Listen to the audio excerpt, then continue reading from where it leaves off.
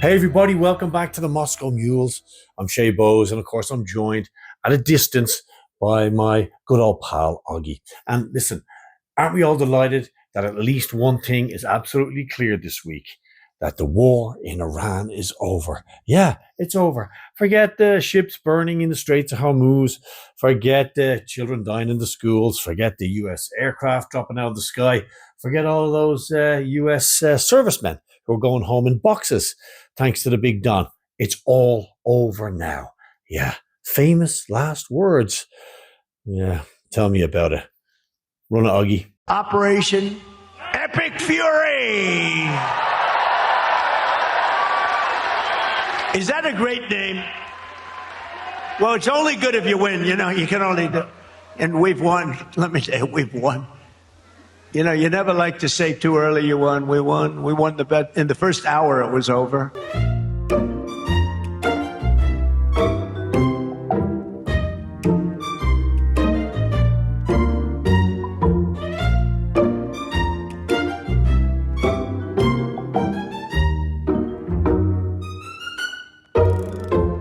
Well, of course, we know it's not over.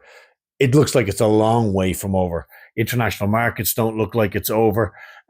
Most people you ask on the streets would say, this ain't over. This could just be getting going. Pete Hegseth has just decided to send 2,500 US Marines to the Persian Gulf. Why would you do that if this was all over? Doesn't smell right to me. But there is one group who are more than happy that it looks like it's going to continue, and that's Iranian monarchists. Well, that's what they're called. Remember the crown prince, the guy who never elected by anybody. He had never stopped Mr. Z in Kiev. He seems to be very happy in power, raking in the cash, raking in the money.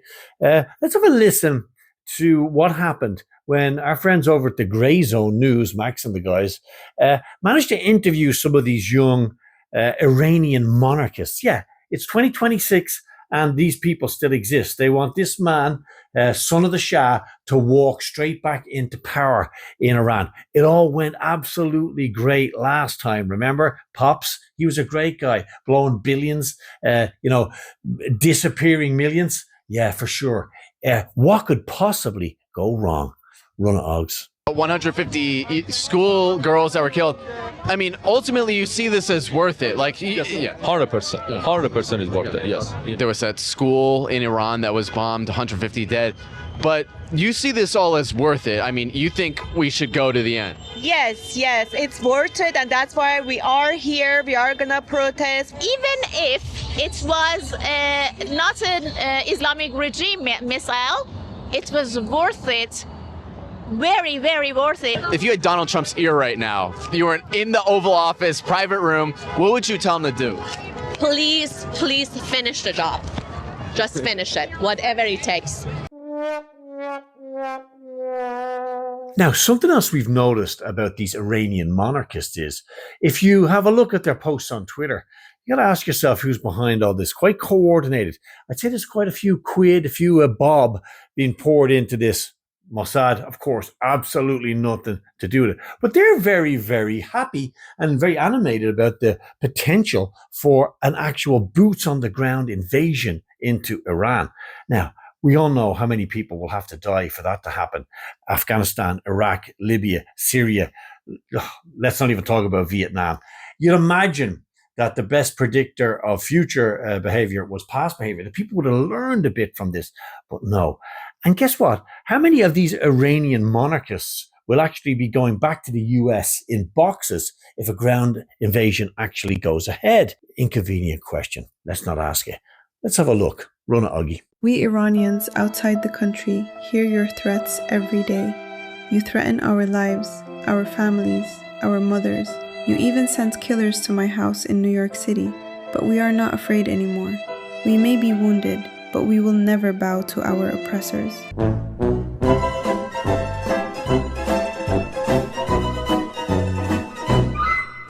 Come on, guys. It's not as if we didn't tell you about it. All our dedicated viewers, all you people out there who've been with us from the start, let's say, it wasn't really hard to add two and two together and work out that the Big Don was always a very good guy. Yeah, a real good guy. Come on, you could see it coming. We did. Let's remind you. Run it, Uggy. Of course, what's happening in the States right now, during the election period anyway, is that everyone's falling over each other to show how much they love to suck on Zionist I can't say that. To show how devoted they are to the state of Israel. Because Israel, after all, is basically another American state. It's a stationary aircraft carrier in the Middle East.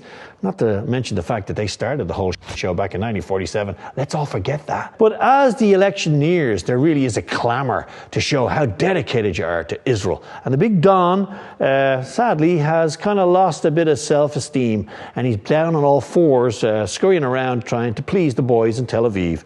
Run the video, Augie. What the f*** is this? What's he doing? Reading a Jewish prayer? What is this? It is. What happened to grab him by the... It used to be grab him by the... Now it's grab him by the yarmulke. Tulsi Gabbard, the director of national intelligence, says it. What does the big Don say? As Augie would say, it's a shit show. Run the video, Uggs. The IC continues to assess that Iran is not building a nuclear weapon, and Supreme Leader Khamenei has not authorized the nuclear weapons program that he suspended in 2003. The IC continues to monitor closely if Tehran decides to reauthorize its nuclear weapons program. But how close do you personally think that they were to getting one? Because Tulsi Gabbard testified in March that the intelligence community said Iran wasn't building a nuclear weapon. I don't care what she said. I think they were very close to having it. And of course, the big Don has now announced to the world that he believes that it's the Iranians that are trying to kill him, despite the fact that it's been 2 Americans doing the shooting in the last 2 occasions. And I wonder why he suddenly trusts the same intelligence services where 50 intelligence chiefs said that, you know, Trump was interfering in the election with the Russians. All turned out to be bullshit. Remember the whole Russiagate thing where Hillary made this bullshit up because she lost, because she Suddenly these dudes, according to Trump, are completely to be trusted. Just doesn't ring true to me, Organis. I'm starting to feel that he's not going to fix anything. Could be true. And maybe it just doesn't matter who's in the chair at the White House. It only really matters who's in the chair right here on the Moscow Mules. But just like we say, you know, we're fans of the Don when he's doing good stuff, but when he screws it up, it's got to be called out. But it's never been just the big Don. What's going on in the background? Come on, add 2 and 2 together. You got to see the big map here. But there are plenty of other Americans who've been waving the flag for this war for a very long time. Let's have a look at them. Well, given the level of killing that's ahead of us, if the Zionists get their way and take over the entire neighborhood, we're going to need a lot of politicians in the U.S. who are completely on their knees, let's say, nibbling on certain appendages of the Israeli state. And we've got one in good old Lindsey Graham. The famously not gay man who doesn't live in a closet and isn't interested in young boys, but he is very interested in Israel, or Israel. He loves Israel. Not that interested in Carolina, where he represents. They can drown. But when it comes to Israel, good old Lindsey is the only man in town. It's the only game in town. Let's have a listen to Lindsey explaining how Israel needs to be protected and it needs to take over the whole world, and that we beat the Germans and we beat everybody. That he's just got a kind of a very retarded 3rd grade view of the world. Let's listen to Lindsey. There needs to be a confrontation of Iran. We've put it off way too long. We need to call the question on Iran. They're the source of most upheaval in regime change. I am 1,000% for regime change, but you don't have to. How did that work out last time America tried it in Iraq? I think we have nothing to lose. How did it work out when we got rid of Hitler? Better. How did it work out when we got rid of Hitler? Newsflash, you didn't get rid of Hitler, ass. The Russians did, you complete turkey.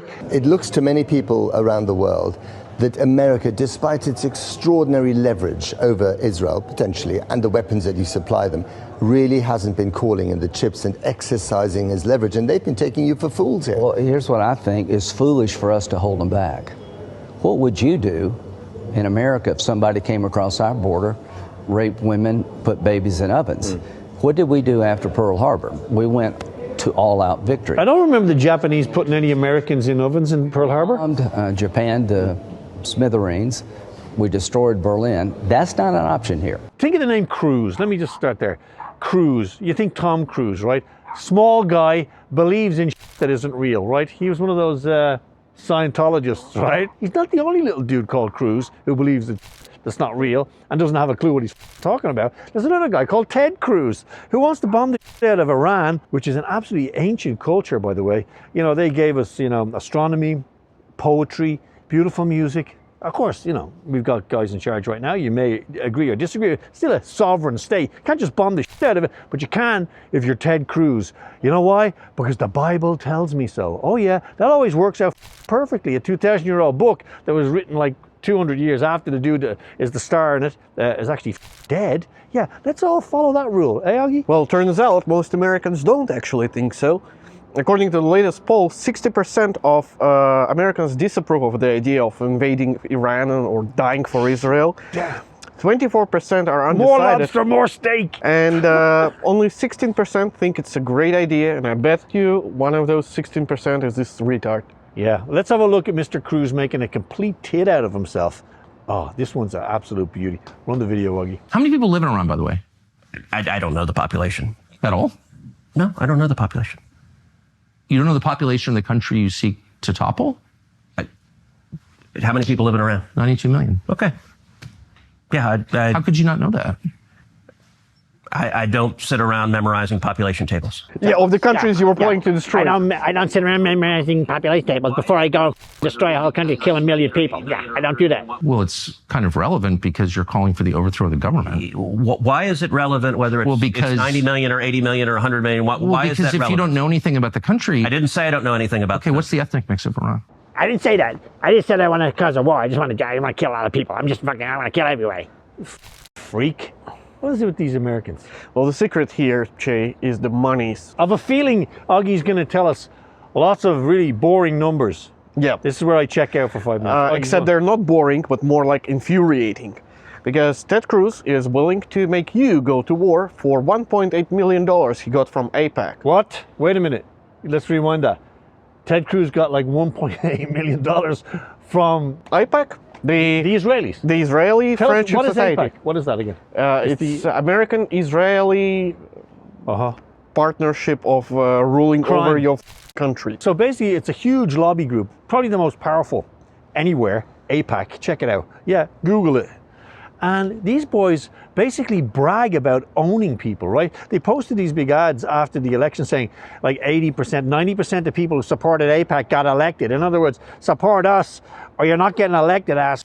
Yeah, this is real. And Mr. Cruz got 1.8 million. And it goes deeper, Che. I did a little bit of math. And turns out AIPAC paid Trump $230 million for his campaign. And in return, the moment Trump got elected, he approved $14 billion for Israel. So that's around 60 times comeback for the investment. Oh, well, America, on top of being asked to go and die for Israel, you've given them about $250 billion since 1947, 1948, when they just found a new country after running all the Palestinians out of town, burning a couple of hundred villages and murdering maybe a couple of 100,000 people. Yeah, it's all good because the Bible tells me so. It goes even deeper, Che. I found a tweet online by someone, Randy Fine, the representative of Florida. Sounds like a good Armenian name, Randy Fine. Right? The tweet goes like this. There's a reason the first time I shook Netanyahu's hand, I did not wash it until I could touch the hands of my children. What the That sounds very creepy. Creepy as Well, I haven't washed myself since you kissed me. Totally different situation. Who else could give us some really interesting advice on that kind of stuff? Who would you ask? Which country would you ask for advice on how to run the show that is the Middle East? Augie, any ideas? Obviously, it's the Ukrainians. It's the Ukrainians. And this guy is called Alexei Goncharenko. Now, Alexei has a long history as a neo-Nazi, a Russophobe, a very hateful little man. But he has some great and very, very prophetic advice about Iran in particular. He believes that the Iranians ain't got nothing in the bag. They're all talk, no action. Run the video, Augie. Iran, with this Ayatollah regime, which just raising the flags and they can't even reply what's happening in their own capital when their key proxy was killed there. They can't do anything about this. Nothing. Who we are afraid of? Oh, that one's going to age like milk. Oh, look, Alexei, it's showers of ballistic missiles smashing into Israeli airfields, barracks, and even the poor old Mossad HQ. Ooh, not so good. And of course, sadly for Alexei, it's not the first time he's been slapped. Slapped down, the old 1-2, the left-right. Alexei has got a big mouth, and back in 2014, when he arrived in Crimea with Petro Poroshenko, the chocolate king, to convince the Crimeans, who overwhelmingly are Russian, that they belonged with Ukraine, one of the locals decided to give him a little bit of advice. On the video, Augie. Oh yeah. A little bit of advice for Alexei. Oh, here we go. 2 pieces of advice. 1, 2. Yeah. So there's Alexei's little bit of advice. Probably what he'll ever get if he ever heads to Tehran. I wouldn't like to watch. And as our friend there, Alexei, was talking about Israel and talking about Iran, it's interesting that the Iron Dome, this mighty Israeli air defense system, it seemed, just like Alexei, to get a bit of a slapping the other day. Didn't end well. As you can see, there was quite a few of the missiles might have actually got through. It's a very expensive little piece of kit as well, Organis, correct? As it turns out, American taxpayers, and yes, American taxpayers, have paid around $3 billion just for the Iron Dome. Wow. And of course, the Iron Dome ensured that there was actually no damage. And that's why the Israelis decided to put a thing called a digital cloud. It's kind of like Kamala talking about, emails up in the cloud. As Kamala said, it's not a cloud. It's basically a little bit of a graphic that you do to cover your airbase, to conceal damage that never happened because none of the Iranian missiles got through because the Iron Dome completely fixed it. And they kind of fixed the Iron Dome in the same way that this dude is searching these people entering this concert. Check it out. Run the video, Augie. Oh, look, it's Iron Dome. Yeah. Yeah, this is a very thorough search. There's Iron Dome working away. What's that in the background? Oh, it's a meteor shower of ballistic missiles from Tehran. Mumtaz. And coincidentally, all across Israel and Europe, and definitely in parts of the United States of America, the tranquilizer copium is mysteriously being completely sold out in pharmacies. People like Dr. Eli David suggested on X that what you were seeing as this meteor shower of ballistic missiles saturated Israel, screwing the Iron Dome or the paper dome, whatever you want to call it, was basically reversed. That the video was showing the Iron Dome shooting up into the air and destroying the missiles as they came in. Yeah, that's right, buddy. Go back to bed, have a lie down. And it seems where you've got the big Don, of course, you've got Benjamin Netanyahu, the man who's admitted freely that he's been waiting 40 years to get in the door of Iran, to smash the place to pieces. The fact that people are getting killed wholesale, the whole environment is getting completely flamed, literally. It doesn't seem to bother anybody whatsoever. And, he's telegraphed this. He's never really sort of denied it or said that he wouldn't. Let's not forget, okay? This is a man who had one mission, well, maybe 2, destroy Gaza, maybe create the conditions where Gaza could be destroyed in the first place. Remember October 7th, the most guarded, surveilled border in human history? And, hundreds and hundreds of these armed terrorists walk, fly, drive, tunnel, and fly. I did say fly, remember, across this border, stay there for hours, killing, hundreds and hundreds of people, and then manage to take hundreds more back across the same border through the same holes in the fences before the Israeli army turns up. Makes lots of sense to me. Let's remind ourselves of what Big Ben has been saying all along. None of this should be a surprise to anybody. Run it, Augie. So I think it's time to remind ourselves just what this is all about, okay? What's the evidence? Remember Colin Powell with the talcum powder? Yeah, we've talked about it. Saddam was going to come and eat your children and, do what he wants to do with your wife. Not that anyone would want to do it with your wife. Anyway, but, seriously. Let's have a look at Mr. Netanyahu telling us in great detail, year after year, decade after decade, how dangerous it was that Iran was about to build a nuclear weapon. Now, this is coming from a country, remember, who doesn't have a nuclear weapon, right, Augie? And doesn't have a Samsung option. Yes. So there's absolutely no way that the Israelis have built a nuclear weapon. They stole the plans from France. Of course, they didn't do that, so that didn't happen. So that means the guy who doesn't have a nuclear weapon, who does have a nuclear weapon, is being funded by the only people who ever used a nuclear weapon in human history and bombed 2 huge cities full of people, are now telling the guys who need a nuclear weapon to stop the guys who don't have a nuclear weapon, who are getting paid by the guys who are the only people ever to use the nuclear weapon to protect themselves from the people who don't have the nuclear weapon. I hate this world, Che. Run the video. If not stopped, Iran could produce a nuclear weapon in a very short time. It could be a year, it could be within a few months. Where is it? They have the wherewithal, the stored up, preserved knowledge to make a bomb very quickly if they wanted to do it. Iran is so dangerous. Weeks away from having the fissile material for an entire arsenal of nuclear bombs. They're very close. They're 6 months away from being about 90% of having the enriched uranium for an atom bomb. Iran is gearing up to have... His hair's getting bluer and bluer. The more he lies, his hair turns bluer. I've noticed Augie's hair is actually getting a slightly blue tinge to it. Iran will be capable of producing alone, without importing anything, nuclear bombs within 3 to 5 years. Of course, we're always told that Israel is a democracy. It's the little island of democracy in this horrible sea of evil Arabs and, crazy people, right? Of course. After all, let's face it, the Israeli state has become a sort of ethnic Zio-nationalist state. It's a state that's absolutely predicated on religion, okay? If you're not Jewish in Israel, you got a problem. If you're Jewish, you can come from any part of the world, turn up at the border, yeah, I'm a Jew, and you come in, you can get your passport, you can get your citizenship. But if you're an Arab, but if you're anybody else, one of the immigrant workers, you get treated like there, or maybe you're one of the prisoners who dares to cheer for the Iranian strikes, which are always a bad thing. We don't like people getting attacked, civilians, it's always a bad idea. But of course, that's gonna be completely seen as anti-Semitism. This whole section of the show is going to be completely anti-Semitism, Augie. I think I can hear an anti-Semite party going on right over here. And of course, because none of the missiles got through, none of these Iranian missiles landed, there's a bit of that about Netanyahu. I wonder why Netanyahu thought he had to run into his basement, himself, if none of the Iranian rockets were actually reaching Israel. Why is he running down the corridor himself? Maybe he ran out of copium? Correctamundo. Run the video, Augie. Go. Oh, look.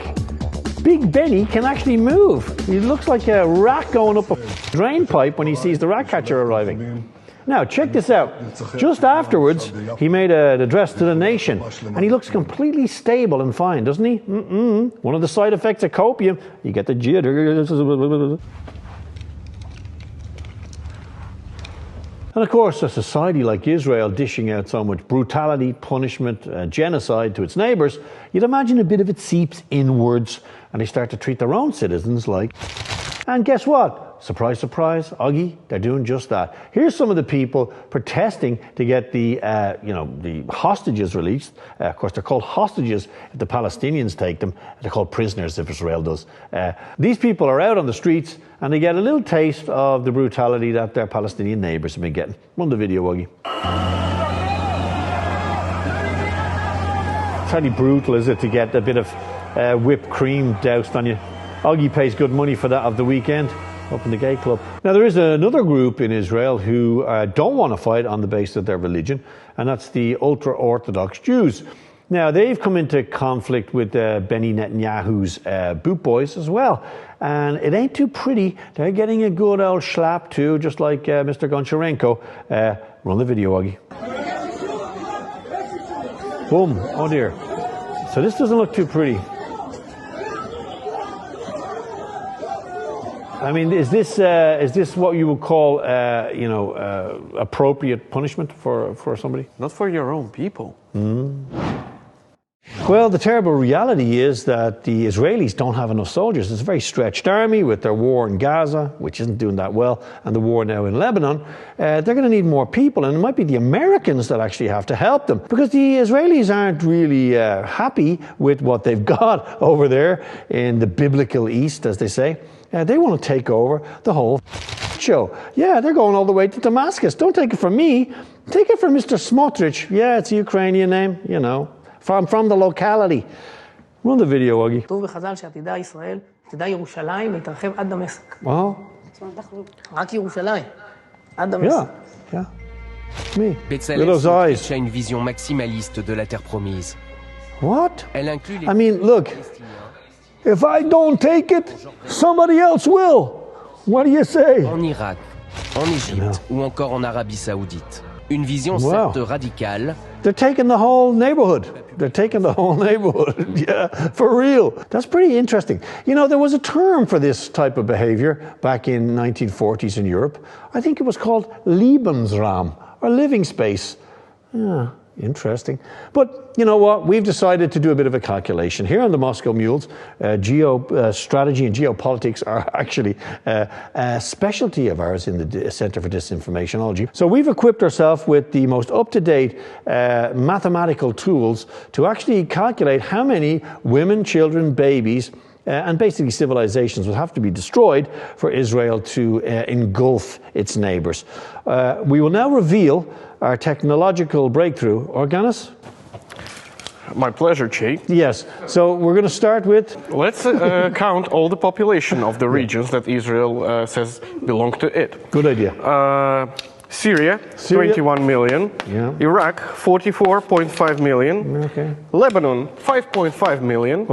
Jordan, 11.3 million. Yes. There's a big one, Egypt, 111 million. Yeah. And Saudis, 36.4 million, which gives us in total 230.8 million people. Now, the interesting part. Right now, Gaza has 2.14 million people. And they've killed? And they were killed around 40,000 women and children there, which is around 2%. Now, to achieve results, like in Gaza, which are not very successful, they will have to kill at least 4.6 million children and women in all other places. It's a number that sounds familiar. So, guys, that brings us to the end of another episode, a remote one, albeit, of the Moscow Mules. Of course, we've loved having you along. We love making it. And we're very, very, very happy that you're joining us in bigger numbers and you're getting involved in telling us what you think of the show. Keep doing that. Comments. Yeah, that's what they're for. Unless you don't like us. Where's it all going? Well, come on. It seems there's a dual reality now. The Americans have told us that the war's over, but the Iranians are telling us that they're going to decide when the war is over. They're going to decide when it ends. And remember, the Iranians have literally thousands and thousands and thousands of drones. They've got a lot of missiles. They've got a lot of bunkers. They've got huge coastal defenses, and they control the Straits of Hormuz. And one missile and one drone can close airspace in entire countries, regions. One drone in the Straits of Hormuz can shut it, and that can cripple the global economy. It sends the price of oil through the roof. Don't forget that. And who's going to benefit? Not the Russians. Not really. The Americans, they're the biggest manufacturers of oil on earth. Don't forget that too. Lots of stuff going on in the background. Connect the dots. That's what me and Augie do every week. Until the same time, same place next week. But we don't think much is going to have changed. We'll see you then. Until then, look after each other and yourselves. God bless.